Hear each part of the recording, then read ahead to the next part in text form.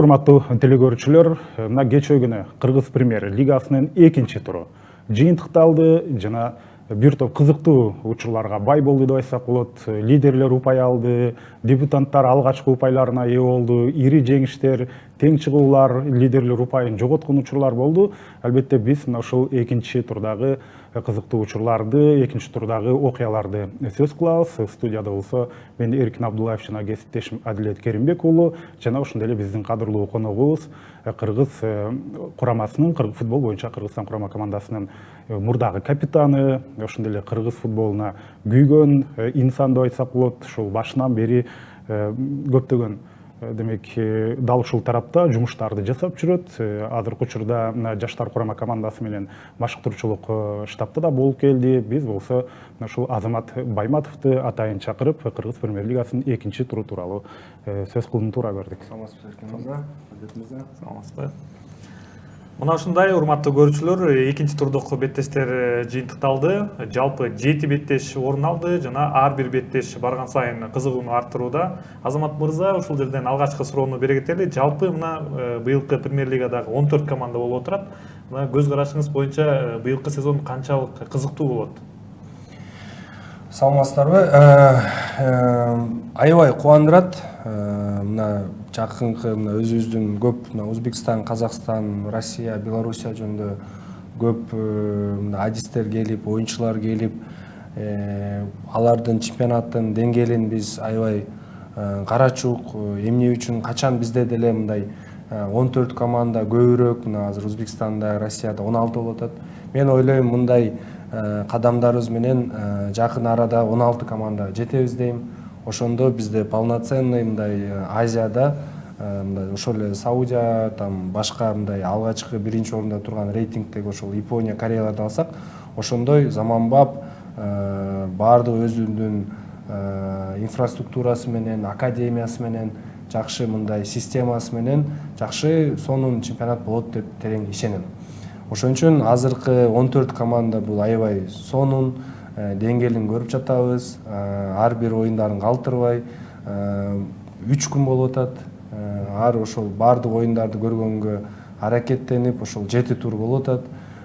2 тур өттү. Аябай кызыктын эң башталууда. Ошон үчүн бизде көрөрмандарды, машыктыруучуларды бул маалыматтар бизди кубандырат.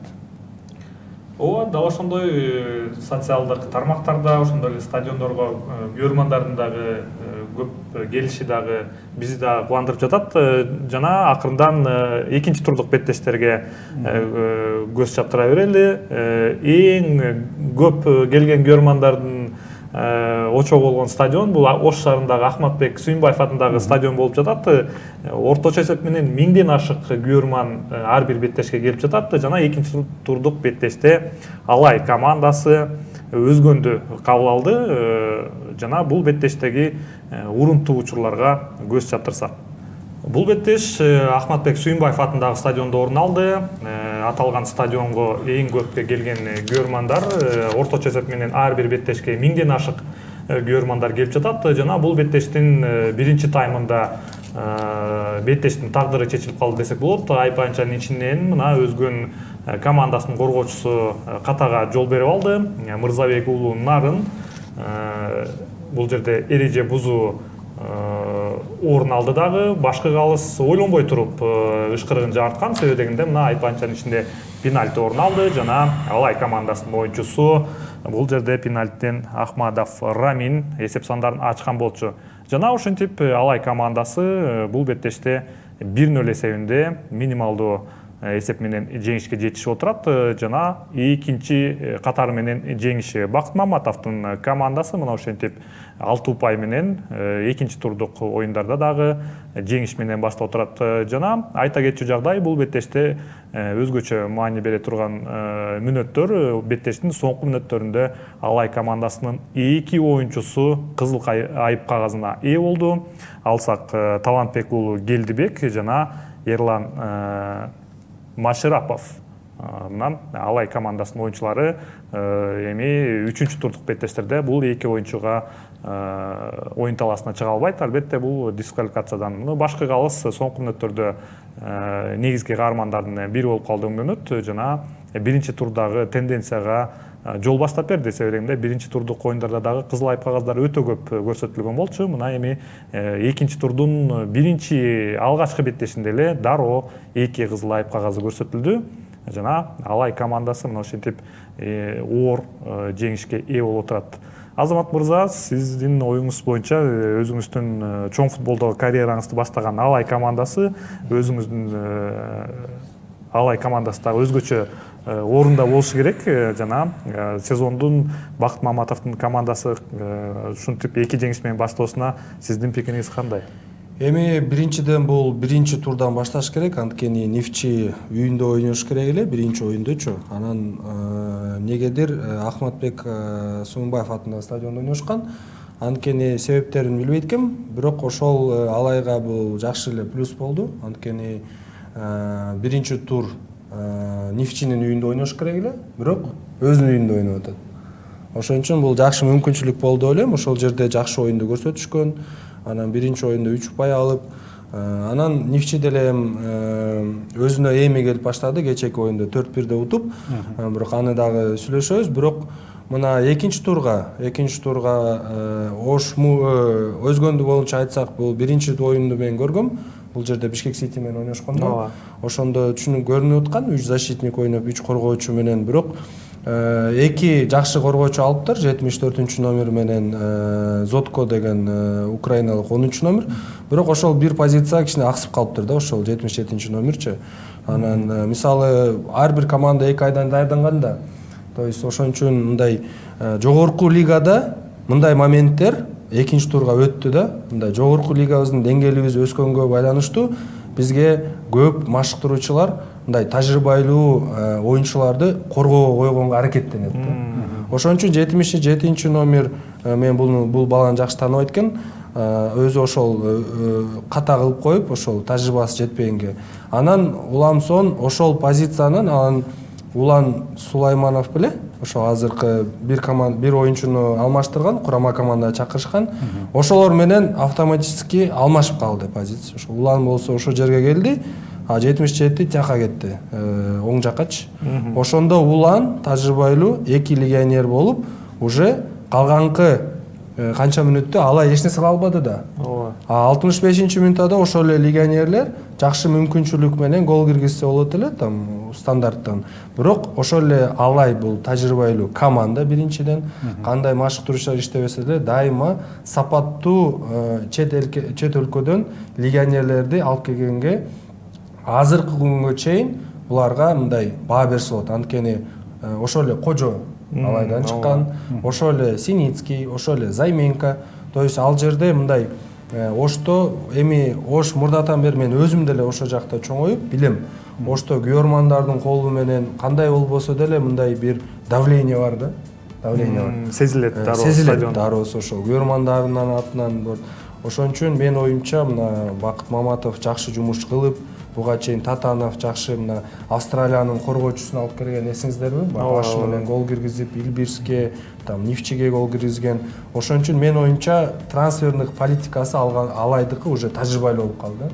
Ошол себептер анан мына Баратовду, анан ошол Келдибеков, ошол мына өзүбүздүн курама командада кандидат болгондор, өзүбүздүн мындай тажрыйбалуу оюнчуларды коштуп, ошол Машариповду кошуп, жакшы бир мындай күчтүү, сапаттуу чемпиондук медальдарга көңүл бура турган командаларды деп, ошон үчүн жөн эле 6 упай алган жок. Ошон үчүн өзгөн деген бул эми жаңы эле мына 2 турдан кийин сразу вывод, жыйынтык кылыш кереги жок. Ошон үчүн тренерский штабы деле жаңы. Ошон үчүн оюнчулар жаңы, ошон үчүн мына азыр 2 жумада перерывда мен оюмча жакшы бир вывод кылышат деп ойлойм. Демек Бакыт Маматов ушул жерден өзгөндүн жана коргонуу линиясындагы бир бош, бир алсыз позициясын кармап, ошондон ийгилик жаратып кетти да. Ооба, эң туура. Анткени мындай биз канча мына Алайды башка командаларды изилдесек, мына 2-3 орун алганда деле мына 2022-жылы делечи чемпиондук гонкада эң жакын болчу, анан биз алган менен Ошто 2-0 утуп келгенбиз. Анда Займенко, Синицкилер ойночу. Бирок көп ошол Шамурзаев көбү кетип калган командаданчы. Бирок ага карабастан дагы жакшы командаларды алып келип атпайбы, жакшы оюнчуларды. Бул деген оңой эмес. Татанов мурда жылы болуп азыр тажрыйбалуу жакшы оюнчулар азыр дагы кетип калган, мурдакы жылычы ошо эле австралиец айтып атпаймынбы, сапаттуу коргоочу болчу. Азыр деле тажрыйбаларды алып келип атпайбы. Эң негизги тут надо отметить еще этот дарбазачыны жакшы таап атышат. Ошол эле сейфте 65-мүнөттө дарбазачы, эми өзүңөр билгендей, жакшы дарбазачы азыр көп команданын жарымы дейт го. Ошон үчүн азыр өзүңөр көңүл бурсак, 14 команданы алсак, бир 50%-ын көбүрөгү дарбазачылары бул чет өлкөдөн келишкен деп ойлойм. Легионер дарбазачылар. Ошон үчүн коргоо менен дарбаза коргоого кирет. Ошого көп маштурушал, ошого көңүл буруп башташты. Демек, сиздин сөзүңүзгө кошулсак, дал ошол жанагындай жакшы бир оюнчулар келип болуп атпайбы? Бул жолдун болушу эмес, ал жакта жолго коюлган үчүн ушундай болуп атат. Алайдан канча оюнчу кетет, Кожону мисал кылдык, Силла ойночу кезинде кетишет, кайра эле келсе, Ягер болчу. Чыныгы туура бул деген трансферный политикасын алайдыкы жакшы экен. Жылдан жылга жакшы сапаттуу оюнчуларды чет өлкөдөн, өзүбүздүн кыргыз футболчуларды өнүктүрүп, Эшенов малын алыңыздар. Экинчи орун алышкан, ошол эле Откеев, Сыдыков, Дүйшүбековдор бүтү ошо жактан чыгып улуттук курама команданын оюнчулары болчу.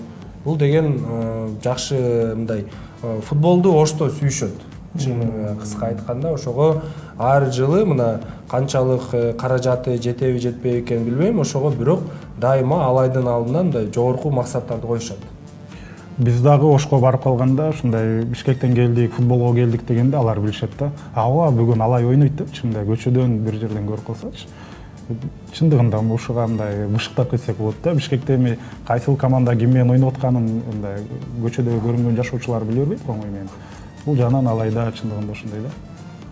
Ооба, ошентип мына Алай командасы бир оор жеңиштерге ээ болуп, экинчи турдук оюндарды баштап берди жана Бишкек шаарында уланды. Экинчи турдук беттеш Азия Гол менен Барс командалары кескелди. Дал ушул Азия Гол менен Барс, булар дебютанттар, упай ал элек болчу. Дал ушул эки команда мисалы үчүн Ошто эми Алай ошентип 9 оюнчу менен беттешти жыйынтыктаган болсо, бул жакта бетте анчалык көп кызыл кагаздар эч кимге берилген жок. Биз дал ушул Азия Гол менен Барстын беттешин эсиңиздерге салып көрүп алалы. Андан кийин бул оюн тууралуу сөз кылабыз. Бул болсо албетте мына Бишкек шаарындагы футбол академиясынын оюн талаасында болду. Азия Гол менен Барс жакшы маанайда келген жок деп айтсак болот. Барс командасы талантка ири эсеп менен утулуп калгандан кийин болгон, бирок ошол беттеш башталган учурда эле Фархат Мусабеков өзүнүн жана стандарттык абалдан биринчи минутада, жаңылбасам бир 45-секундалардын тегереги болчу. Ошол жерде өзүнүн мүмкүнчүлүгүн колдонуп, бурчтан чыгарып берди. Мына байкап көрсөңүздөр, ал жерде албетте рикошет орун алган. Азыр Азамат Байматовдон бул эпизодду сурайбыз. Дал ошол жерде жанагы автогол орун алып калган болчу. Алмазбек Маликовдун башына тийипчи.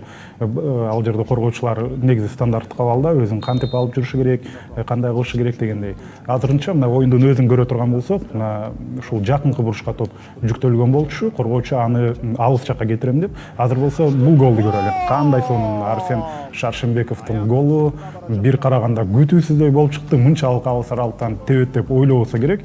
Марсель Исламкулов кезинде келечегинен өтө көп үмүттөндүргөн дарбазачы болчу. Казакстанда жүрүп келди.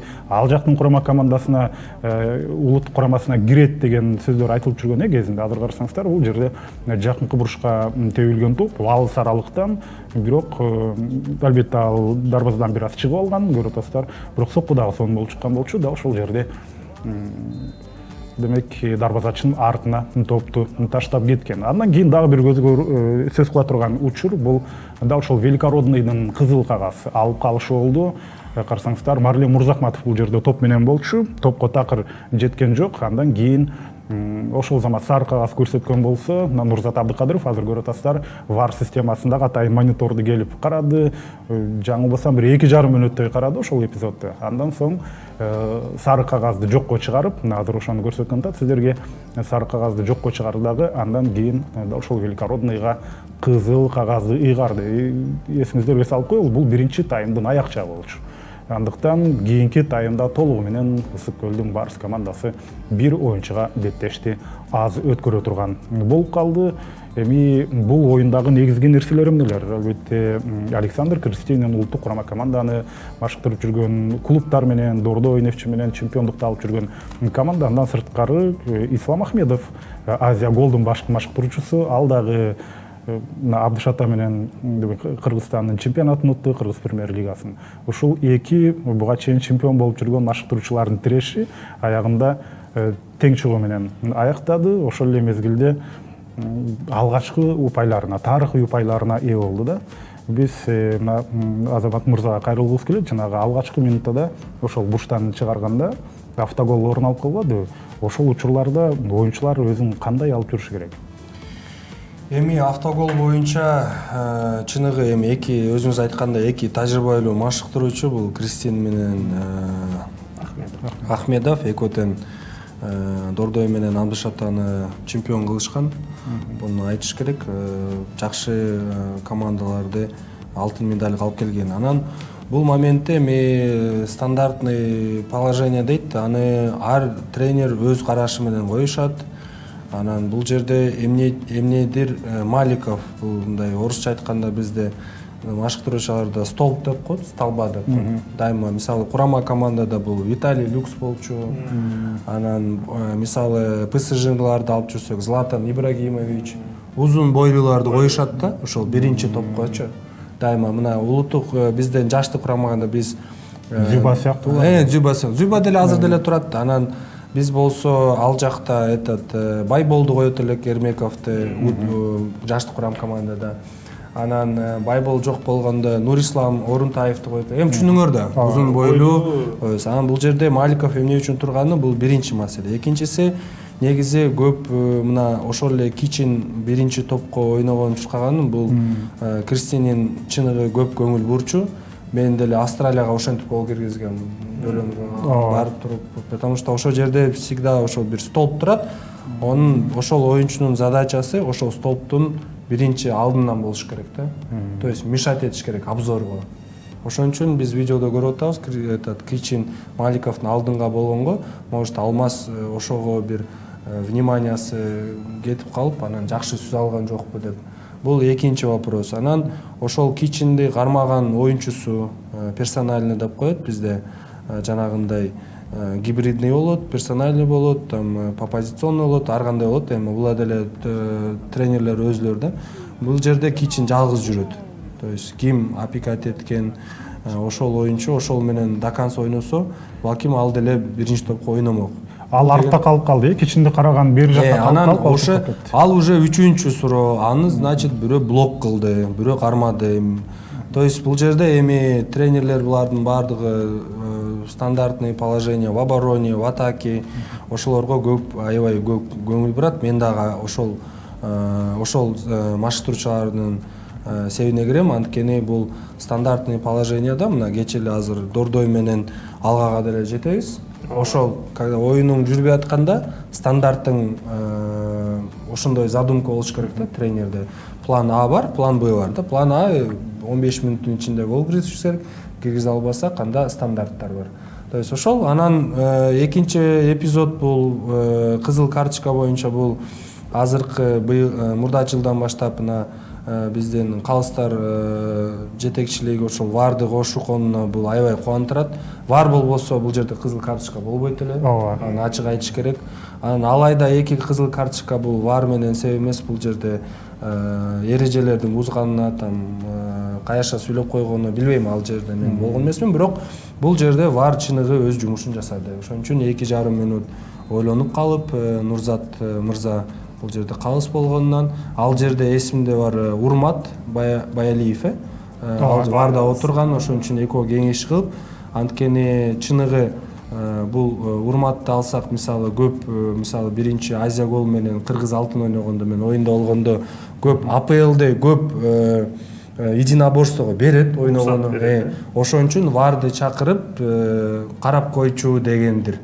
Анткени чыныгы бул эмне үчүн кызыл карточка, анткени экинчи бутунун өзүнүндө внимательно караганда Мырзахматовдука мындай катуу эле оор жаракат алганга болушу керек. ошондой себептер болгон да. Ошон үчүн менин оюмча бул жерде кызыл карточка мына аркы мындай замедленный кадрда көрүнөт да. Вот. Бирок бул жерге экинчи таймга Кристининин штабына баа бериш керек. 9 оюнчу менен оюндун рисуногун бузган жок. Көп тренерлер жатып алышат. Контратакада бир упайга болсо 1-1 болчу да. Анан бирок жакшы сапаттуу оюнду көрсөтүп, эми менин оюмча бул жерде тажрыйбалуу штаб, тажрыйбалуу оюнчулар, ошон үчүн Барс өз сөзүн дагы айтышат деп ойлойм. Ошон үчүн курама командалардын оюндан кийин менин оюмча Барс ошол алтын медалдардын кандидаттарынын бири болот деп толук ишенем. Анткени чыныгы кичине убакыт керек. Анткени буга чейин көп сөз болгон. Азыр аба ырайына байланыштуу баардыгы синтетикада ойноп атабыз. Булар командалардын көбүнчүсү бул Туркияда башка тажрыйбалуу командалар менен жолдоштук беттештер өткөзүп, бул жака келип процесс адаптация, жаңы легионерлер, биринчи жолу Кыргызстанга, Азияга келгендер бар.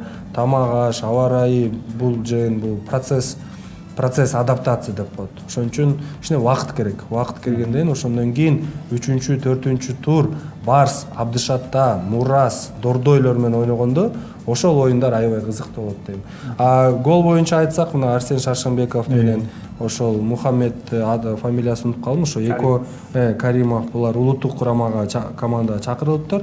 Чыныгы бул эки оюн индивидуалдык жакшы жагынан жакшы. Экотен дриблингке барат, Арсен ошо өзүнө алып алыстан тебип көрдү. Биринчи оюнда деле Кыргыз алтын менен деле аракеттерин көргөнбүз. Чын айтканда Азия гол жакшы оюнду көрсөтүп атат. Мындай легионерлер деле жок, по-моему 55 номер ошол бир коргоочу эле жүрөт. Калгандары мына көп Кыргыз алтын менен деле кечээки оюнда деле Мырзахматов көп мындай жакшы кара жумуш кылган менен бирок көп жолу мына биринчи таймда деле Исламкулов менен 1-1 чыгып атты да. Кичине тажрыйбасы жетпей атты. Мини футболдой жанагындай пырам тебип, ушинтип кичине тажрыйбасы. Ошон үчүн бул Мырзахматов бул өсө турган чабуулчу. Бизди кыргыз бала болуп мына жаш курама команданы өтүп, анан жакын арада улуттук курама команда өз сөзүн айтат деген терең ишеничтемин.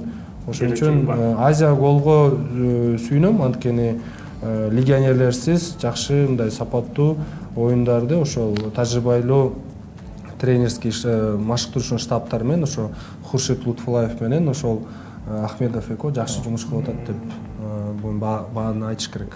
Ооба, ушул борбордук бөлүктө өзгөчө Шаршенбековдор бир туугандары ойноп жатат. Арсен жана Арлен.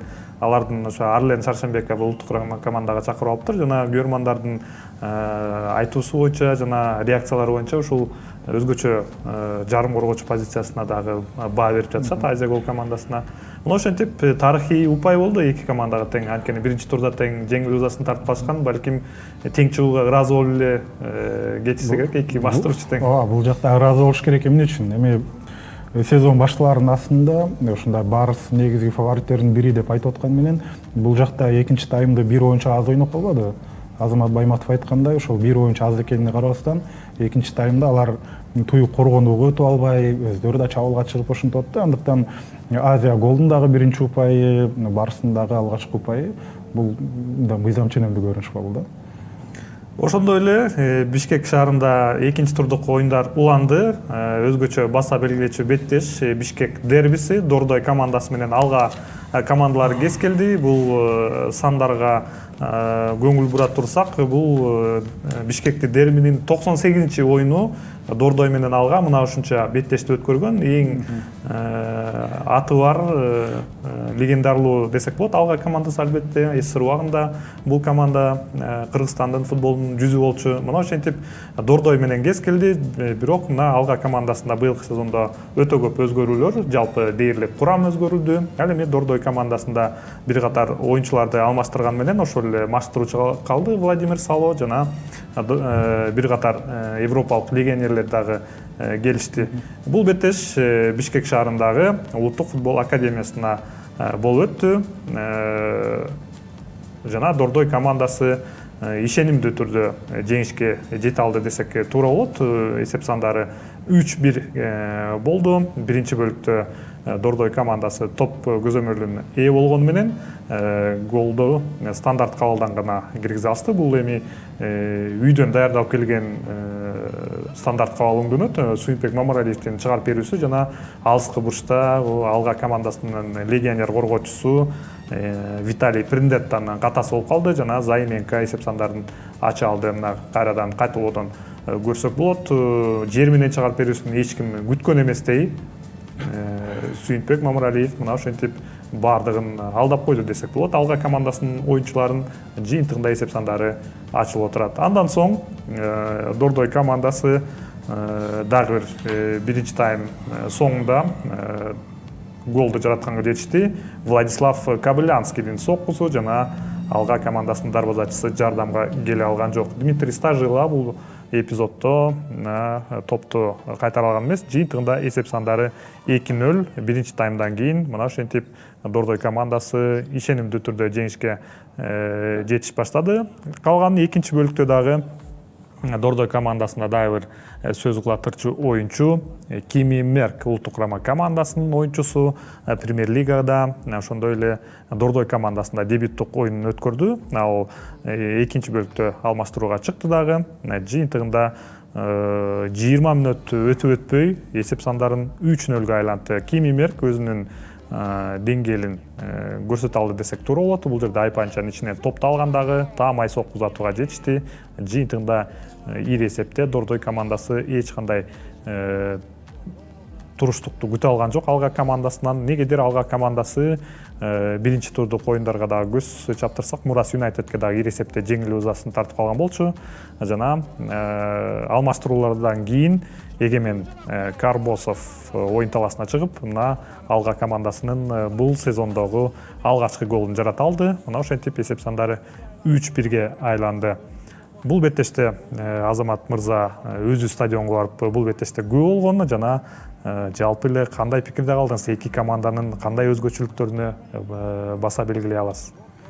Эми оюн тууралуу айтсак, ошол күнү эфирде айткандай эле бул жерде Дордой 3 упайга бүт күч кубатын жумшайт деп айткам. Анткени үйөрмандары түшүнбөй калат деп. Анткени биринчи оюн булар Ошму менен 0-0 болуп калган.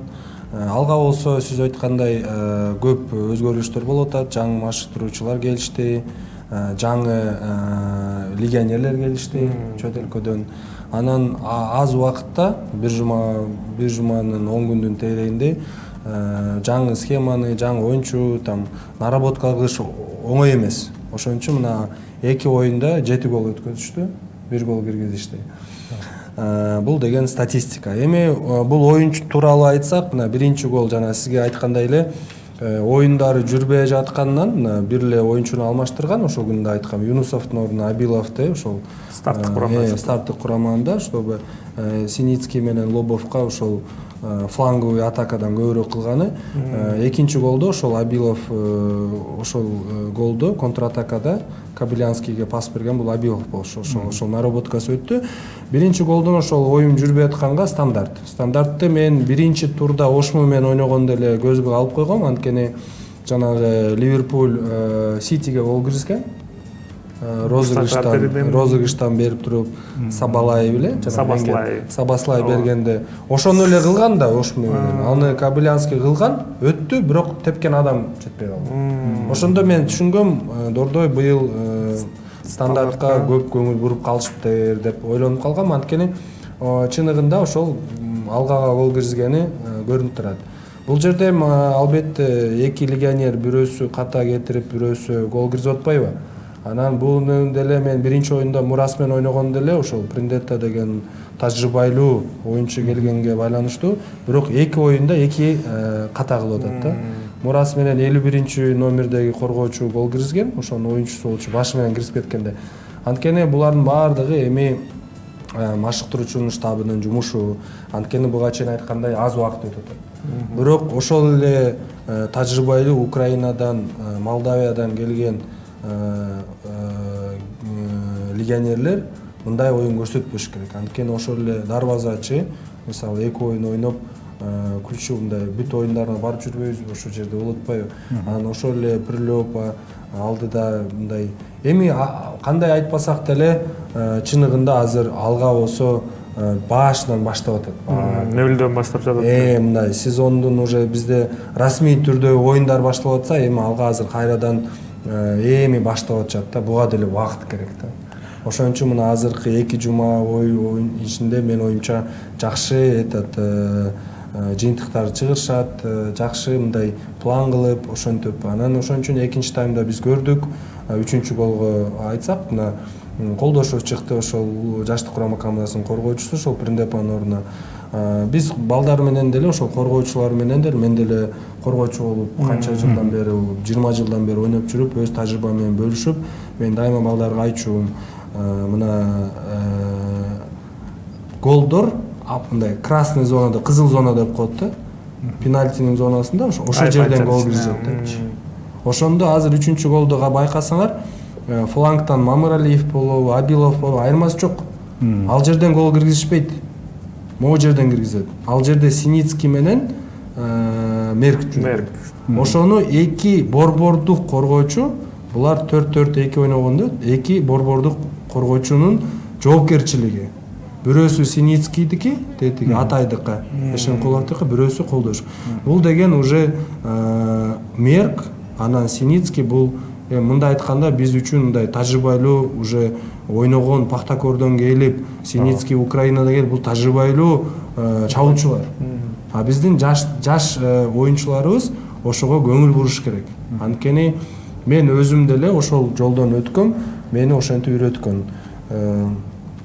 Флангта топ, чабуулчуну издейсиң, табасың. Болду. Ошентип эле бизге Иран 3-чү голду ошентип эле киргизип кеткен Азмун. Туурабы? Анан жанагы ким эле Барстын оюнчусу курама командадагы Кенжебаевден өткөзгөндө, алардыкы бул Иран, Япония, Корея, Австралия булардыкы уже бул жөнөкөй нерсе да, система да. Анткени флангтолобу алар өзүнө пространство издешет. То есть мына азыркы биз Кытайга барып келгенде ошонун баардыгын мен көрдүм.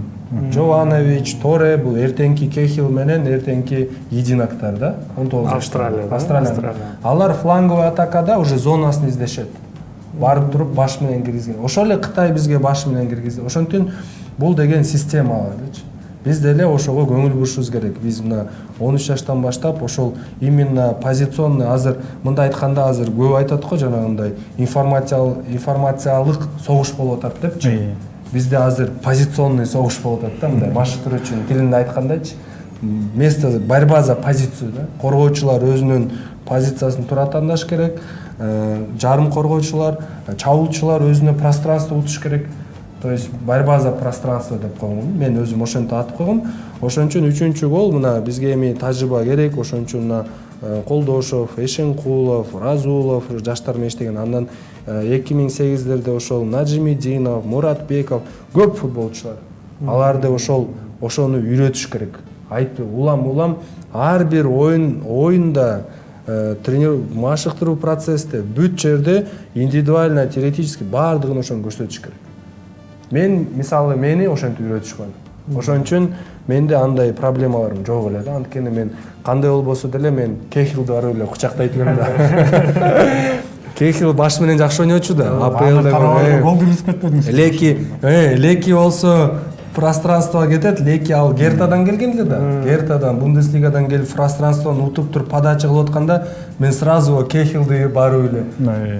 Кехил гол киргизет, Леки ал жактан киргизбейт да. То есть ошону мындай биз мындай орустар айткандай, мындай орусча айтканда мындай на заметку алып коюшубуз керек да.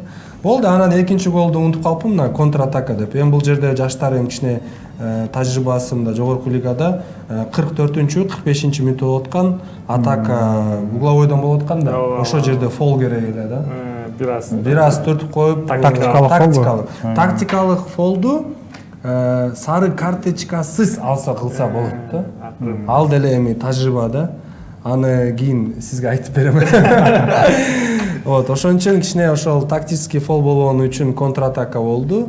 И, конечно, бул жерде вратарьдын өзүнүн кичине болбосо деле катасы болду деп ойлойм. Ошон үчүн 3-1 бирок бир голду киргизишти. Бул жерде Карбасов эгемен гол киргизген. Анткени Дордойдо бардыгы персонально ойногондон Карбасов жалгыз болуп калган. Балким 5 эмес, балким алмашка чыккан, дагы 3-0 болуп аткан да счет. 3-0 болгондо кээ бирде 5-6 оюнчусу кете берет да. Мисалы. Ошого мисалы бул жерде санасак 6 оюнчуну көрүп атам алганыкын. Ошондо Дордой ошол жанагы сизге айткандай столпто турган оюнчу, столпто туруп эти Лобовду көрдүңүзбү? Лобов алса болмок да оюнчунучу. Анткени бул жерде принятие решения 2-3 секундта. Канча 6 оюн келдиби? Вратарь айтыш керек. Бул жерде Нурланбеков айтыш керек. 6 оюн келди, 6-ону разобрать деп.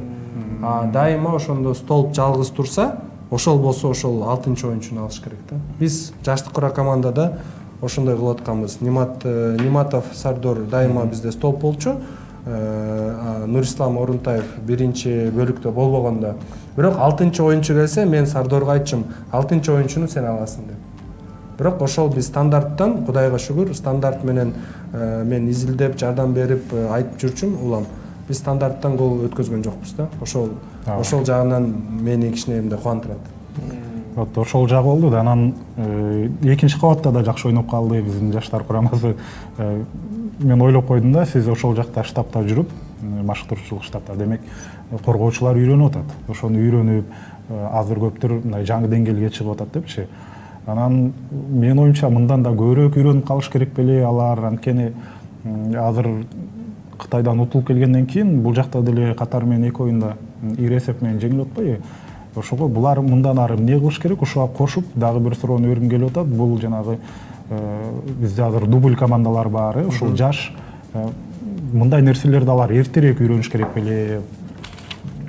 Ушуну кандай эме кылсак болот да? Эми мындай айтсак, мисалы ошол эле Колдошовду алсакчы, бою сонун данныйлары жакшы да, 190 менен узунураак.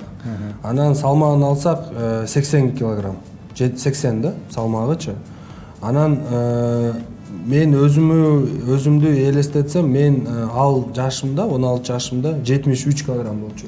Демек корпусу да жакшы экен. Корпус жакшы, бирок эми бул жер генетический моменттер бар, бирок ошол эле Эшенкуловду башкаларды алсак, мен бул эми мен өзү негизи кичинекей кезимден баштап жанагындай компьютерга, кагаз атымдай статистикаларга көңүл көп бурчум да.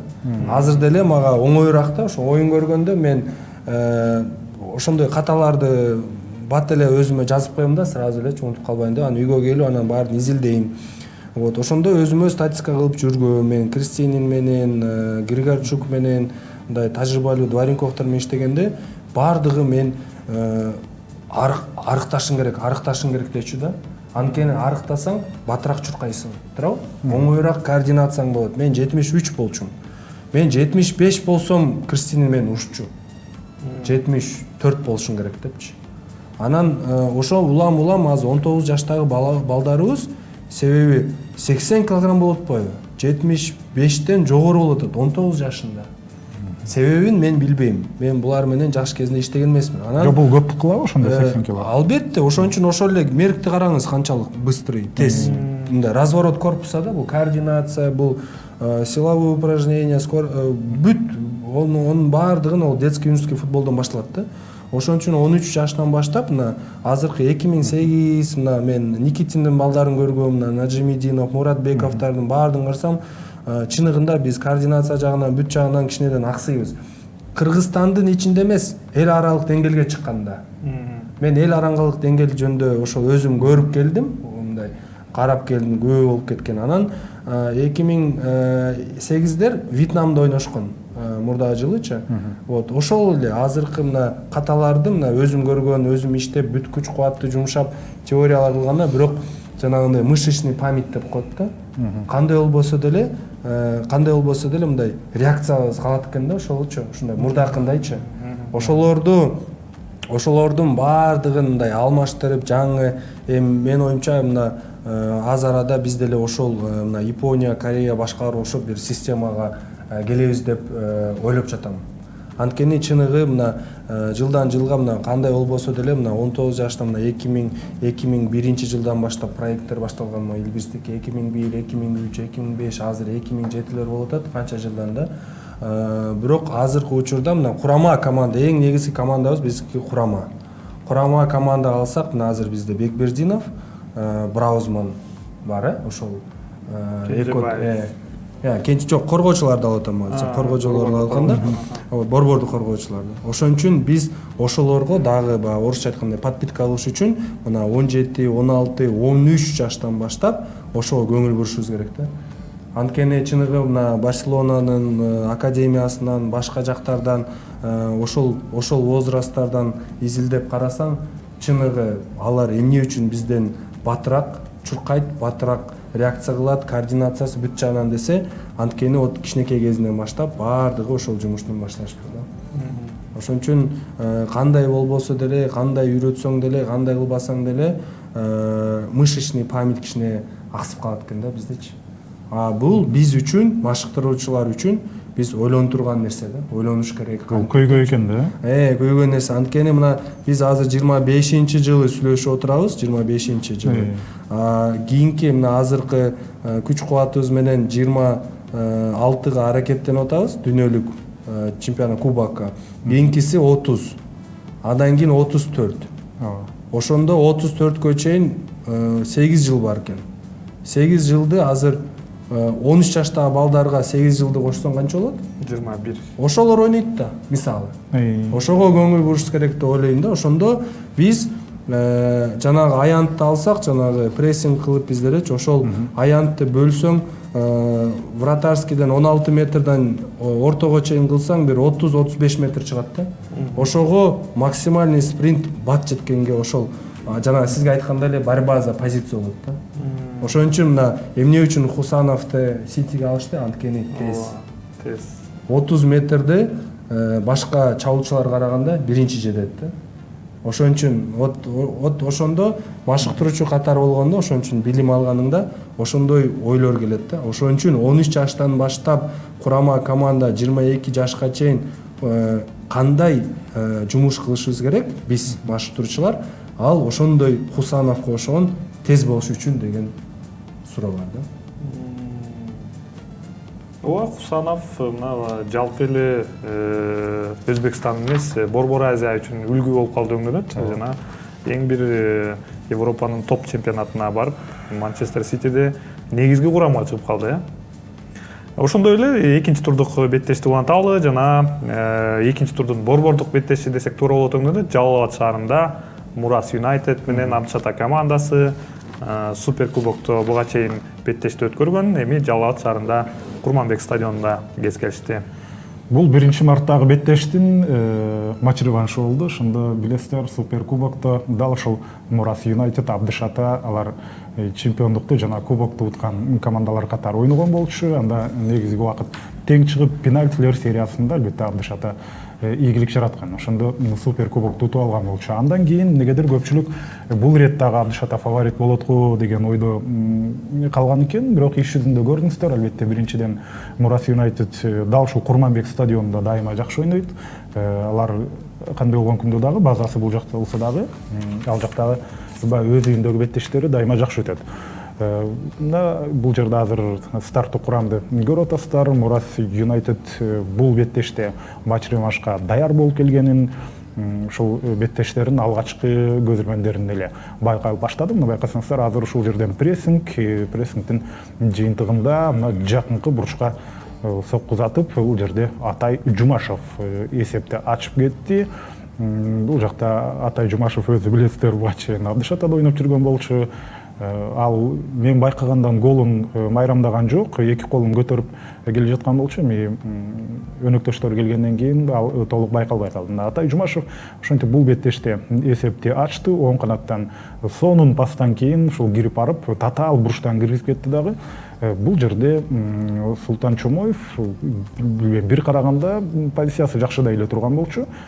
Жана коргоочу бурч, эми бул дарбазачынын бурчу болуп калат. Баары бир кандай соккузатып аласың. Коргоочу деле активдүүдөй болуп аткан да. Иш жүзүндө Атай Жумашевдин чеберчилигин дагы бул жерде баалап кетиш керек. Мүмкүнчүлүктү максималдуу түрдө пайдаланып, ошентип жергиликтүү күйөрмандардын көңүлүн көтөргөн болчу. Ал эми андан кийин биздин улуттук курама команданын коргоочусу Кристиан Браузман мына карасаңыз так жөнөкөй жерден топту ушул жерде алдырып койду, мындай жылан чакпай, жылкы теппей дейбиз, мындай негизи жок болчу, туурабы? Ал топ менен жүрөт. Чындыгында Азамат Байматовдон азыр бир аздан кийин ушул позиция боюнча сурагым келип атат. Ал жерде ошентип кызыл кагаз алып, жыйынтыгында бир оюнчуга жоопту беттешти, Абдышатаны калтырып кетти да, бир оюнчуга аз калтырып кетти. Андан кийин азыр пенальтини көрүп атасыздар, пенальтини болсо Максат Алыгулов ошондо иш жүзүнө ашырды, катары менен экинчи беттеште гол киргизип атат. Демек, Кыргыз премьер-лигасынын бул экинчи тур экенин эске ала турган болсок, азырынча КПЛде быйылкы сезондо Максат Алыгулов голсуз кете элек. Кадимкидей эле бешендүү жакынкы бурчка, тагыраак оң бурчка сопкузатты. Султан Чомоев Мартинести эмнегедир эстеп жатам акыркы учурларда, Аргентинанын курама командасынын оюнчусу. Азыр ал тууралуу сөз кылабыз, себеби мына ушул жерде Амир Жапаров мүмкүнчүлүктү ушунчалык мындай идеалдуу туура пайдаланды. Корпусту бул жакка буруп туруп, жана сопкузата тургандай алыскы бурчка, айрыкча Дибала сол буту менен ушундай чимирилтип тепчү эле да. Эми бул жерде албетте Амир Жапаров оң буту менен аны ишке ашырып кетти. Ошол эле биз демек жана пенальтини эске ала турган болсок, Суперкубокто Чомоев өзүн өтө жакшы көрсөткөн болчу дал ошол Мурас Юнайтедке, бирок иш жүзүндө көрдүңүздөр бул беттеште пенальтини токтото алган жок. Анан жанагы эпизоддор боюнча сурагым келип атат да. Кристиан Браузман кийинки учурларына кайрылабыз. Биринчи ушул Кристиан Браузман эмне үчүн ал жерде топту алдырып койду? Андан кийин андай чечимге эмне үчүн барды? Ошол туурабы, туура эмеспи? Эми бул жерде биринчиден Мурас менен Абдышата бул азыркы чемпиондук гонкада претенденттер, анан Суперкубокто ойноп, анан 9, билбейм, мен 9 санагам, 9 легионерлерден биринчи составында, анан эки жактан деле. Анан могу биринчи таймдагы эки ката кетиргендер бул бирөөсү легионер болчу Өзбекстандан, бирөөсү улуттук курама командабыздын оюнчусу. Анан ошол катасы менен мындай айтканда оюндун жыйынтыгын чечип койду деп ойлойм. Бул бир. Экинчиси ошол биринчиден андай катачылыкты, эми кандай биз легионерлерди чакырганда, легионер деген биздин оюнчулардан бир тепкич өдө туруп, мындай өзүнүн тажрыйбасын жаштарыбызга үлгү болуш керек деп ойлойм. Анан бул жерде ойго келет, эмне үчүн Мураста, Абдышатада академиясы бар, эмне үчүн өз балдарына Дордойдо, мисалы, мына Бекбердиновдорду алсак болот, Абиловдорду алсак, Юнусовдон, бардыгын айта албайм, ошол эле Нурланбековду дарбазачы алсак, бул деген жакшы нерсе. Мындай дарбазачысы өзүнүн академиясынан коргоочулар бар. Анан бирок Мурас менен Абдышатаны алсак, мына Браузмандан башка Чомоев деле Дордойдуку, по-моему, ошондой болушу керек эле. Эрбол бар экен. Бул деле кичине ойлонтурат. Анткени легионерлер жылдан жылга келип атышат, бирок өзүбүздүн академиябызга эле көңүл буруш керек деп ойлойм. Анан Браузман боюнча мен Браузмандын катачылыгын көрүп алып, мен 14-жылы өзүм деле эстеп, мисалы 14-жылы биз курама команданын оюнчусу болгондо, биз Дордой ойногондо, Кристинин главный маштырчу болуп дайыма оюндарыбызга келет эле.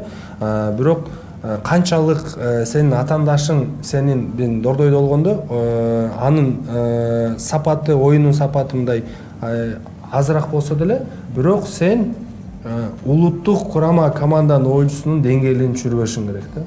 Планканы түшүрбөш керек да. Анткени коргоочу, мен дайыма мына өз жаштык курамаган балдарга айтчумун, коргоочу деген эки касайм ошо. Алдың, бердиң, баштадың, бердиң, то есть эч жерде көрбөйсүң да, андай мындай алдап жүргөндөрүнчө. Бирок чыныгында бул жерде эми биздин деңгээлде мына давление болгондон ката кетип калып, анан кызыл карточка болуп калды да.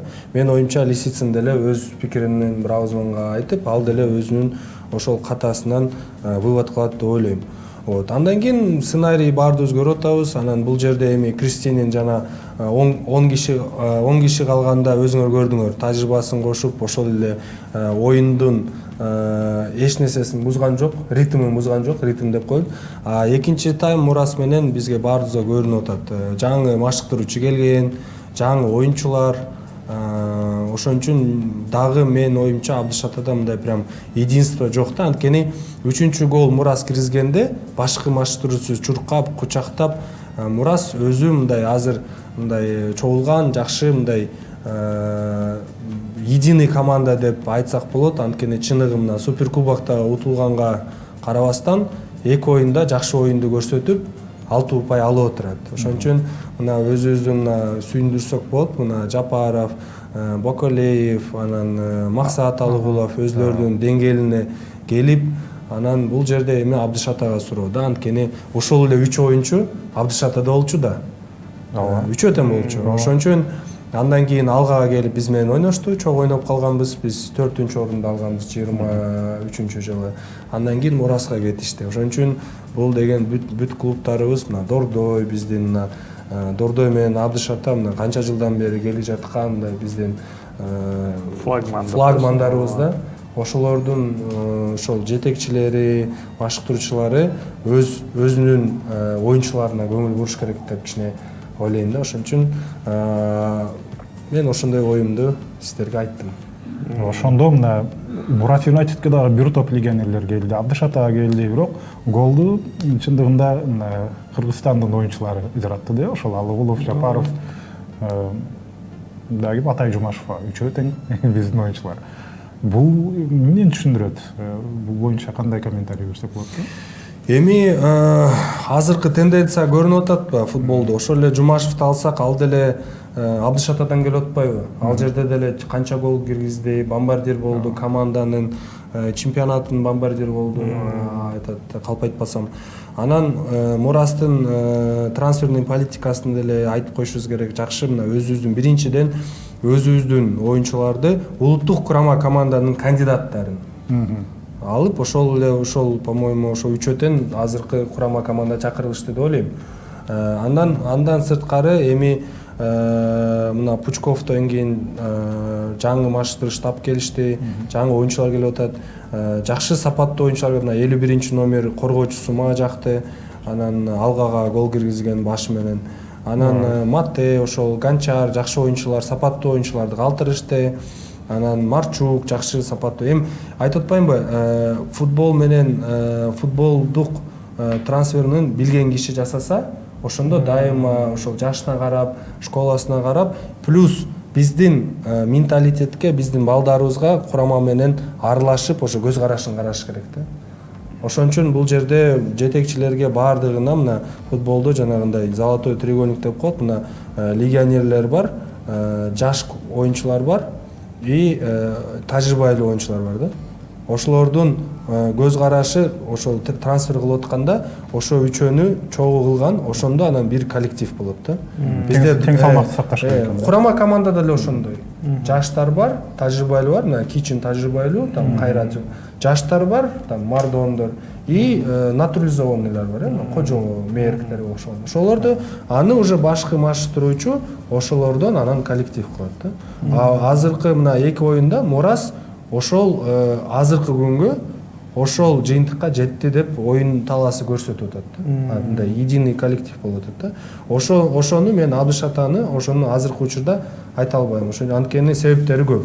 Кече эле матчтуруучусун алмаштырышты, анан лидер оюнчулары Барс менен Мураска кетип калышты конкуренттерине.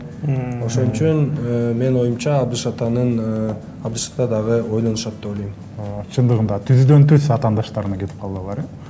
Ооба, турдук оюндарды уланталы, кезектеги беттеш Кан шаарында өттү. Анда Илбирс командасы менен Талант командасы кескилди. Биринчи турдук оюндардан кийин Талант командасы бардыгын таң калтырды болуш керек. 3-0 эсебинде Барс командасын жеңип алган болчу жана Илбирс командасы биринчи турдук оюнда Абдышатага ушул эле стадиондо өткөргөн 0-2 эсебинде жеңилүү ызасын тартып алган болчу. Бул беттеште Талант командасы албетте фаворит саналган болчу, бирок кооптуу кабылдарды көбүрөөк Илбирс командасы жасап жатышты. Быйылкы сезондо Илбирс командасына дагы жалпы курам өзгөрдү десек туура болот. Себебинде Илбирс командасына дагы бул жаштар оюнчулары эми быйылкы жылдан тарта булар эми 20 жашка чейинки жаштар курама командасы жана курамдагы оюнчулардын дээрлик көпчүлүгү бул 18 жашка эми гана толгон оюнчулар. Ошондой эле легионерлер дагы жок эмес. Илбирс командасы быйылкы сезондо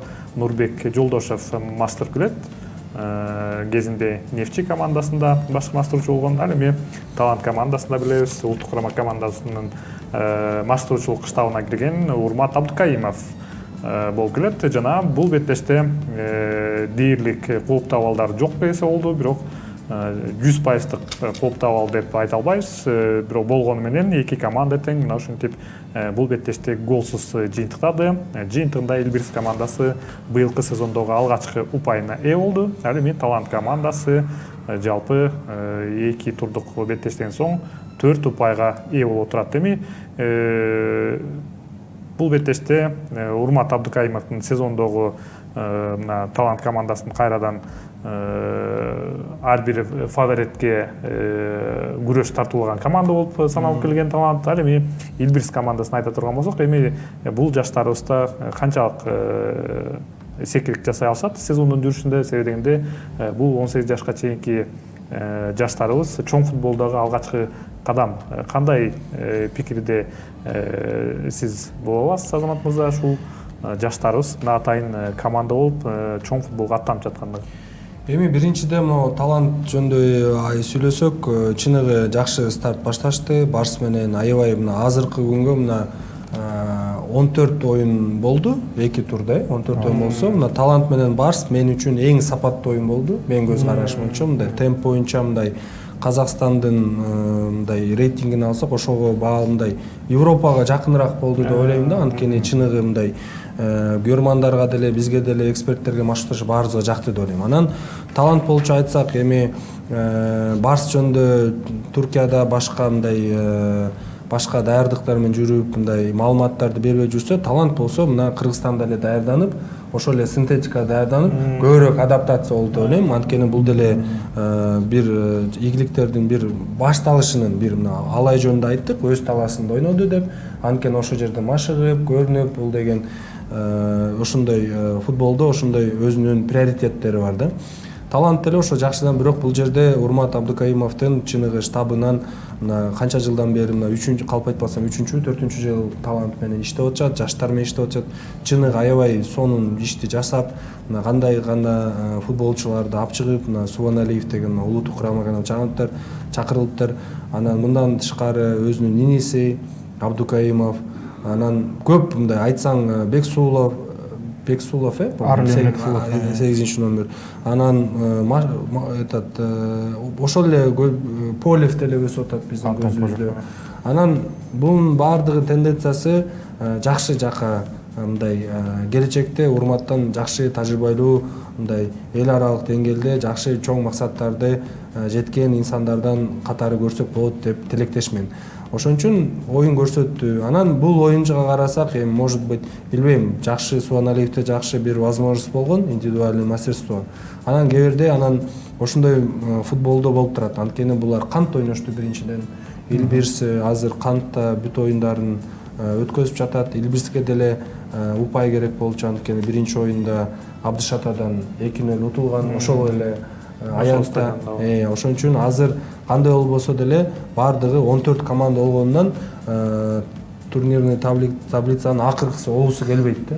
Ошон үчүн кандай болбосо деле ар бирибизде өзүбүздүн жетекчилерибиз бар, туурабы, өзүбүздүн кылган жумушубуз бар. Ар бирибиз ошол жумушубуздун жыйынтыгын чыгарыш керек дейм. Ошон үчүн менин оюмча Жолдошов бул оюнда упай утуш үчүн мындай ойноду деп элейм. Анан ошол жакшы вывод кылгандан кийин, Абдышатадан кийин жакшы оюн көрсөтүштү, командный оюн көрсөтүштү, чабуучуларын токтотуп. Ошон үчүн менин оюмча бул Талант бирок фаворит болгон, бирок 0-0 менин оюмча бул жакшы эле жыйынтык болду. Ошон үчүн Талант деле эми будан кийин жакшы жыйынтык чыгарышат деп ойлойм. Демек, Нурбек Жолдошев, Илбирстин башкы машыктыруучусу, ошол биринчи оюнду карап, ошого даярданып, өзүнүн командасын жакшы алып чыкты деп түшүнсөк болот. Албетте. Андан кийин беттеш Кара Балта шаарында жана жаңылбасам ошол эле Жалал Абад шаарында болуп өттү. Анда Кара Балта шаарында болуп өткөн беттешке анда Кыргыз Алтын жана Бишкек Сити орун алды. Ал эми Жалал Абад шаарында Курманбек стадионунда өттү жаңылбасам. Анда Нефчи командасы Ошму командасын кабыл алган болчу. Ошол Нефчи Ошму беттеши, бул жакта албетте Нефчи биринчи оюнунда өз үйүндө өткөрө турган оюнду конокто ойногон болчу. Анткени алардын өздөрүнүн стадиону расмий ачылганы менен эрте жазда сактап атышат оюн талаасы. Анткени алардын гибрид эмес, табигый чөптөн жасалган оюн талаасы. Себеби Кочкор Ата ысык, ошондуктан жайында алар табигый чөптө ойношу керек.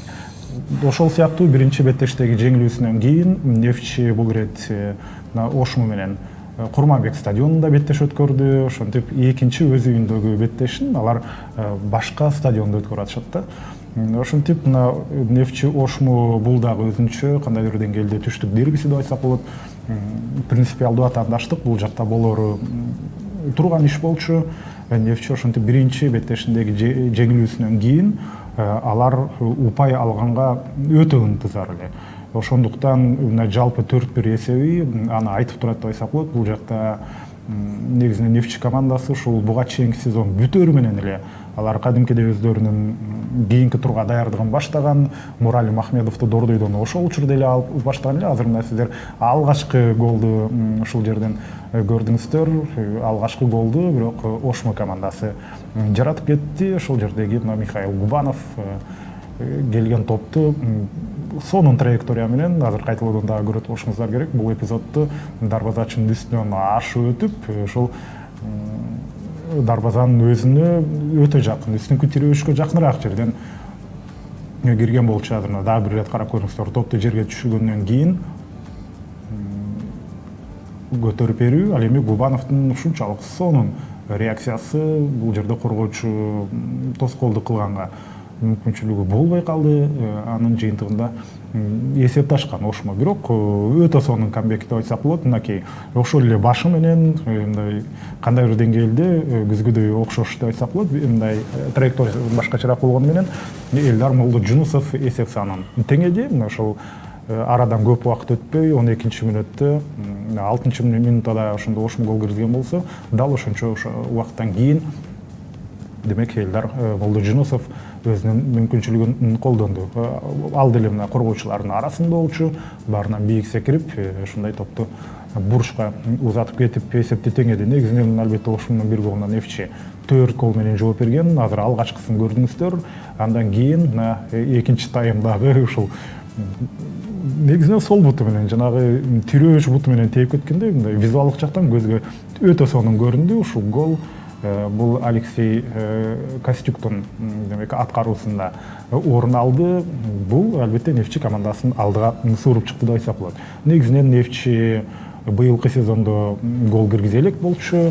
Ошентип Элдар Молдожунусов аны баштап берген болсо, Костюк аны 2-ге жеткирди. Мына көрдүңүздөр азыр сол ушул жерде башкача траектория, Ибрагимовичтин стили дейбизби, мына ушундай жакшы бир мүмкүнчүлүктү колдонуп өз командасын алдыга сууруп чыкты. Андан кийин кайрадан эле мына ошол экинчи таймда бул жерде Элдар Молдожунусов дубль жасады, бирок ал дубль жасаганга чейин ушул Браузман сыяктуу бул жакта дагы Ошмунун курамындагы оюнчу орой ката кетирип алды коргонууда. Азыр кайталоодон дагы ошол эпизодду көрсөтөт. Албетте Элдар Молдожунусов даяр турган болчу. Жаңылбасам ошол жакта Эрнис Батырканов болсо керек эле прессинг жасаган.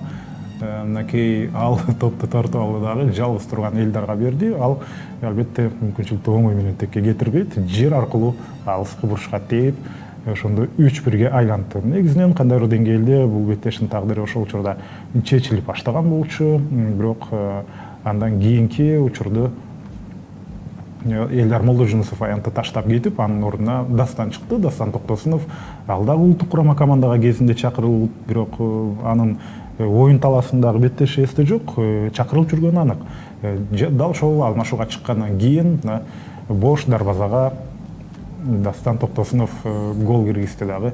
Ошондо бүгүнкү бул беттешке чекиттик койлу. 4-1 эсеби. Бул беттештин обзору бир аз көбүрөөк созулду, себеби голдордун саны көбүрөөк болгондуктан Нефчи ошентип ишенимдүү жеңишти камсыз кылып быйылкы сезондогу алгачкы упайына ээ болду. Мына карасаңыздар, бир коргоочуга 2 чыгып баргандыктан мен оюмча бул жерде Ернис Батырканов дал ушул жерден пас берген го дейм. Анын жыйынтыгында 4-1 эсеби кандай идеалдуу каршы чабуул дейбизби, ушул жерден ийгилик жаратып кетишкен болчу. Дастан Токтосунов, сиздердин назарыңыздарда жыйынтыктоочу, жеңүүчү голдун автору. Бул оюнга кайрыла турган болсок, кандай коргонууда катачылыктар бар, негизинен эле ошол кандай сүрөттөсөк болот? Эми биринчиден азыр жана схеманы оюндун башына көрсөтүп атышты. Анан азыр чыныгы көп ошол 3 коргоочуга өтүп, мына экинчи оюнда мына Ошмо 3 коргоочу ойноп атат. Биринчи оюнда Дордой менен упай алышкан. Тажрыйбалуу легионерлерди алып келиптир. Арасына ошол жана орой ката кылган Сакирченкону кошуптур. Анан оюма ошол Элдар Молдожунусов баш менен гол киргизгенин биринчи айткым келет. Анткени Элдар баш менен акыркы жолу качан киргизгени эсимде жок, бирок чыныгы сапаттуу гол киргизди. Анткени 3 коргоочу ортодо турганда баш менен киргизиш оңой эмес. Бул жерде бирок позиционный каталар болду 3 коргоочунун. Анткени жанагы эле сизге айткандай эле жанагы флангтан подача болуп атканда позициясын жоготуп, ошол позициясын Элдар эми азыркы учурда эми тажрыйбалуу чабуучу болуп калды. Биз ошого Батырханов, Молдожунусов, Токтосунов, бул жанагы эле Мурас жөнүндө айткандай эле Бокулеев, Амиров, Алгулов үчөөндөй эле бул бизди кубандырат. Биздин кыргыз өзүбүз жигиттерибиз, чабуучуларыбыз мындай кандай болбосо деле мына алдыда чоң максаттарыбыз бар.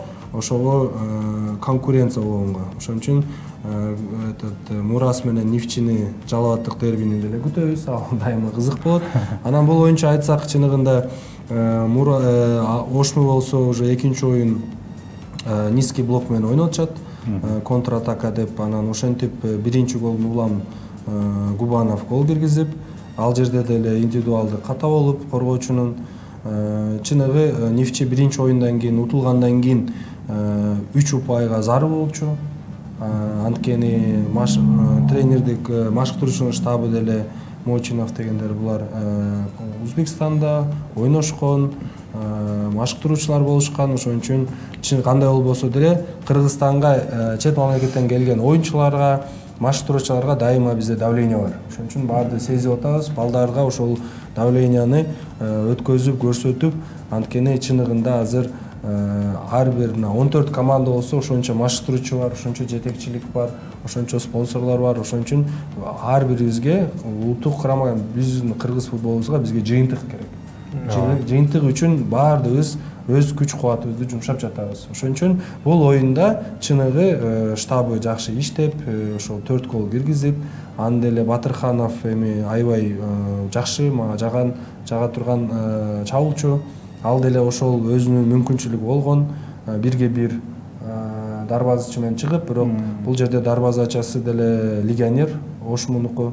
Ал деле өз ошол дарбазасын жакшы туруп, анан өзү киргизбесе деле Токтосуновго ассист берди деп ойлойм. Ошон үчүн бул жерде Муралим Ахмедовдун деле пасын айтсак болот. Биринчи голдо Костюк гол киргизгенде, экинчи голдо. Ошон үчүн бул жерде эми Нефчи жөнүндө айтсак, тажрыйбалуу команда, Батырхановдон баштап Дүйшөбеков, Ахмедов чыныгы курама командада ойногон, сапаттуу биздин легионерлер деле сапаттуу экенин көрүп жатабыз. Ошон үчүн мен оюмча Нефчи деле өз сөзүн дагы айтат. Ошон үчүн оюн 4-1, 4-чү гол контратака. Ошон үчүн бул жерде 3 упайга Нефчи көбүрөөк өз таласында ойноп атканга байланыштуу 3 упай алганга бул туура эле бул чечим болду деп ойлойм. Дастан Токтосуновдун голу дагы өзүнө өтө маанилүү болduğunu менен Токтосунов өткөн сезондо жаракатынан алып, ошондой эле 2023-жылы ошол Азия кубогунун улуттук курама командага чакырып алган, бирок бир дагы мүнөт өткөргөн эмес. Ал кезде башкы маштырчу дагы башка болчу. Анан өткөнкү сезон Токтосунов үчүн дагы оор болду. Жалпы эле Нефчиге дагы эми мына быйылкы сезондогу алгачкы голу жана өтө кубанганы дагы. Ошол эмоциясын байкадым ошону. Мына ошентип Нефчи алгачкы жеңишине ээ болду жана экинчи турдун соңку беттеши Кара Балта шаарында болуп өттү. Быйылкы сезон футболдук жалпы эле өлкөдөгү футболдук сезон Кара Балтада ачылганы эсибизде суперкубок үчүн болгон беттеште, бирок жергиликтүү команда ойногон эмес. Эми гана Кыргыз Алтын командасы өз үйүндө алгачкы беттешин өткөрдү. Бул кечки убакытта болуп өттү жана каршылашы Бишкек Сити командасы болду. Жана Кара Балта шаары футболду сүйгөн шаар экени көрүндү. Анткени мына кечки убакытта көрөрмандардын коштоосунда болуп өттү. Жана алгачкы мүнөттөрдө эле Нурбол Бактыбеков мына ушундай турдун эң бир мыкты голдордун бирин жаратты, өңдөнөт. Артем Пряткин бул эпизоддо өз командасына жардам бере алган жок. Бир караганда жөнөкөй пас болчу, бирок борбордук коргоочулар негедир бул топко биринчилерден болуп ойногон жок. Жана Нурбол Бактыбеков айпанчанын ичине кирбей туруп сокку жаратууга жетишти. Эч кандай офсайд жок. Ооба мына ошентип кубаттуу соккусу менен эсеп сандарын ачты. Кыргыз Алтын командасы биринчи турдук оюнда дагы жеңишке жетишкен болчу. Мына ошентип дагы бир ирет эсеп сандарын ачканга үлгүргөн. Жана Бишкек Сити командасы экинчи таймда мына ушундай голу менен тең чыгарды. Айдар Мамбеталиевдин бул жерде катасы, себеби дегенде эгерде эле топко ойнобой кое турган болсо дарбазачы бар болчу, бирок мына ушундай өз ара келишпестиктер бири-бирин укпай калды, өңдөнөт. Жана Бишкек Сити командасы дал ушундай 1-1 эсеби менен тең чыгып бараткан. Жана бул беттеште тең чыгуу менен аяктайт деп күтүп калышкан. Жалпы 4 мүнөт кошумча убакыт кошулган болчу, бирок соңку чабуулду Кыргыз Алтын командасы жасады. Анын жыйынтыгында ошол эле Нурбол Бактыбеков эсеп сандарын 2-1 айлантты, себеби дегенде экинчи беттеш катары менен 93 мүнөттө Бактыбеков Кыргыз Алтын командасына жеңишти алып келүүдө. Мына Кара Балта шаарынын башкы каарманы Кыргыз Алтын командасынын эң бир азыр сөзгө татый турчу оюнчусу дал ушул Бактыбеков болууда. Мына ошентип эки беттеште жалпы 3 голду жарата алды Нурбол Бактыбеков. Азыркы тапта Премьер-лиганын эң мыкты бомбардирлер сабына биринчи орунга чыгып отурат. Сап башында Кара Балта шаарынын көрөрмандарына мына ушундай кубантып экинчи жеңишине ээ болуп отурат. Негедир мына Бишкек Сити командасындагы курамын айта турган болсок, анда 39 жаштагы Эдгар Бернхард бар, 36 жаштагы Антон Землянухин, бирок биринчи таймдан кийин эле алмашууга чыгып отурду. Жана экинчи таймда кошулган оюнчулар Бишкек Сити командасына бул ушул жеңилүүдөн сактай алган жок. Бактыбековдун мына ушундай жеңиш алып келген голу эми Кыргыз Алтын өтө мыкты баштады десек туура болот быйылкы сезонду. Ал эми Бишкек Сити командасы биринчи турдук оюнда жеңишке жетишкен. Ооба Азия Гол командасында жаңа болсом өзгөн командасын 3-1 эсебинде жеңип алган болчу. Мына ошентип быйылкы сезондо алгачкы жеңил узасына тартып калды. Ал эми мына Бактыбеков Нурбол. Азамат мырза, сизге суроом бар. Бишкек Сити командасы өзүнүн курамына чакырган эмес беле? Себеби Бенхардтагы Землянухин да курамда болуп жатса. Жок, мен айтып атпаймынбы, мына азыр биринчиден сиздин сурооңузга жооп бергендей, мына Кара Балтада кечки саатта ошол прожекторлордо ойногону бул аябай көздү кубандырат. Анткени Союз малынан баштап Кара Балтада андай нерселер, эми жалпы Кыргызстаныбызда андай нерселер мындай жөн эле турса эле иштебейт эле да. Ошон үчүн мына азыр Кудайга чексиз шүгүр ушул мезгилде жашаганыбызга, что баардыгыбыз мындай жакшы мүмкүнчүлүктөрдө мындай футбол жашап мындай баштады деп ойлойт. Ошо биринчи үчүн кубандырат. Анан экинчисинен Бишкек Сити боюнча эми чыныгында мына ошол мүмкүнчүлүктөр пайда болгондо мен машыктыруучу катары уже бүтүрүп, анан көбүнөн угам, дагы ойнобойсуңбу кандай деп. Жок, мен өзүмө кабыл алдым. Анткени менин оюмда жаштарды өстүрүш керек дейм. Анткени азыркы ошол Бишкек Ситини алсак, Ошмуну алсак, башкаларды алсак, Кыргызстандын чемпионатында мен үчүн, бул менин өз жеке оюм боюнча, мен канча оюндарды ойноп койсом, Бишкек Ситиде канча көбүрөөк статистика кылып койсом, мен адан көп утпайм деп ойлойм да. Мен өз күч кубатымды, өзүмдүн ыйкаласымды ошо жаштарга көңүл бурган деп чечтим. Анан оюн тууралуу айтсак, чыныгы эми өзүбүз көрүнүп атабыз. Эми Бишкек Ситиде чыныгы биринчи оюнда Ошму өзгөн кечиресиздер, өзгөн мындай эми жаңы команда болуп, жаңы штабы деле мындай эми ишке киришип, мындай жакшы оюн көрсөтө албай койду деп ойлойм да. Ошон үчүн Бишкек Сити өзү контратака стандарттарда өз голдоруна ээ болду деп ойлойм. Бул оюнда уже көрсөтүп атат. 45 мүнөттөн көбүрөөк тажрыйбалуу оюнчуларыбыз кандай болбосо деле мына ошол эле Бактыбековду алсак, бул улуттук курама команданын кандидаты. Дордой командада ойноп жүрдү. Кандай болбосо деле мурда мисалы баардык ойлойт эле да Карабалта бул акыркы команда. Азыр Карабалта өздөрүнүн жетекчилери менен, өздөрүнүн тажрыйбалуу чет өлкөдөн келген машыктуучулар менен жакшы команда түздү деп ойлойм. Ошон үчүн мына Чумак менен Амонов бул Ошмунун капитаны жана жакшы лидерлер оюнчунун эки оюнчусун кошуп атат. Анан аябай ошол мына КПЛде мен үчүн Попович азыр номер 1 да. Легионерлер, вратарлардын арасында. Аябай мен талант менен достук белдешин көрүп, аябай лидерстик сапаттары, анан буту менен мындай жакшы сейвтер жасап мен таң калтырган. Ошон үчүн бул мен оюмча раздевалканын ичинде деле бул өз сөзүн айта турган оюнчу деп ойлойм. Ошон үчүн вратарь бул көп мына биринчи оюнда Айза гол менен деле өзүңөр карасаңар Мырзахматовдо жакшы мүмкүнчүлүктөрү болгон гол киргизгенге. Бирок тилекке каршы мына Попович өз сөзүн айткан. Ошон үчүн мен оюмча мына Бактыбеков, Омуралиев, мына Мамбеталиев, то есть тажрыйбалуу уже биздин улуттук курама команданын кандидаттары, жаштык курама командада ойношкон.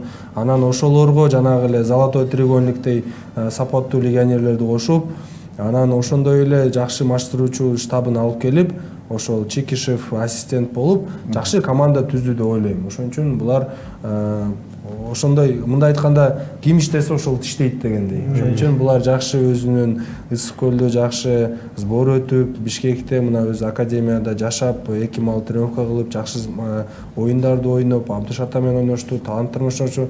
Ошон үчүн 6 упай бул жакшы мындай заявка деп коелу. Ошон үчүн мындай командага, мындай жетекчилигине Карабалта шаарында ошол жандай сапаттуу стадиондо ойноп атышат.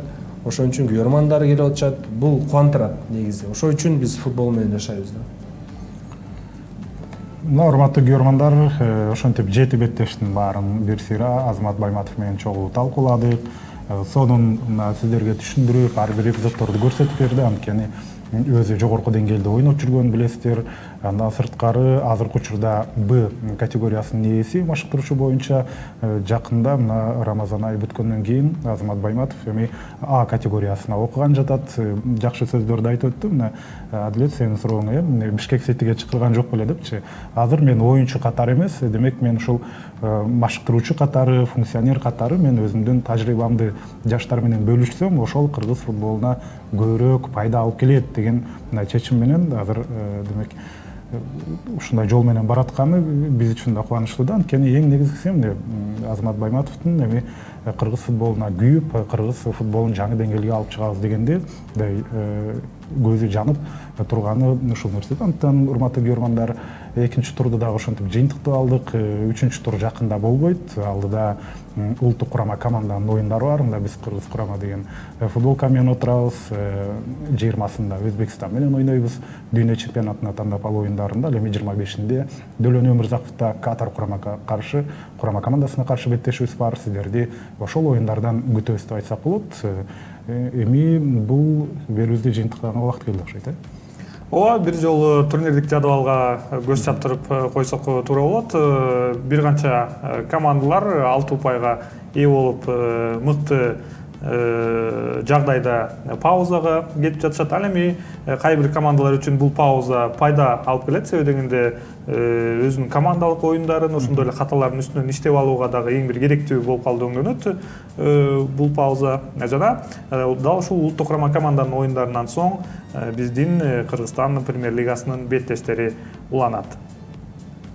Мына ошентип 3 команда 6-дан упай чогулткан. Мурас Юнайтед, Алай жана Кыргыз Алтын. Биз жаңы эле сөз кылган азырынча өзгө менен алга упай ала элек, бирок ал учурлар деле өтө келет деп айтсак болот. Биз ошентип эми берүүбүздү соңуна чыгара берели. Биринчиден терең ыраазычылык мына Азамат Байматов, Кыргызстан курама командасынын мурдагы башкы капитаны, азыркы учурдагы мына Б категориясындагы машыктыруучу. Алдыда жакшы пландар бар экен. Буюрса өзүнчө бир кенен интервью кылабызбы деген оюбуз бар. Буюрса. Биз болсо сиздер менен коштошолу. Берүү соңуна чыкты. Саламатта калыңыздар.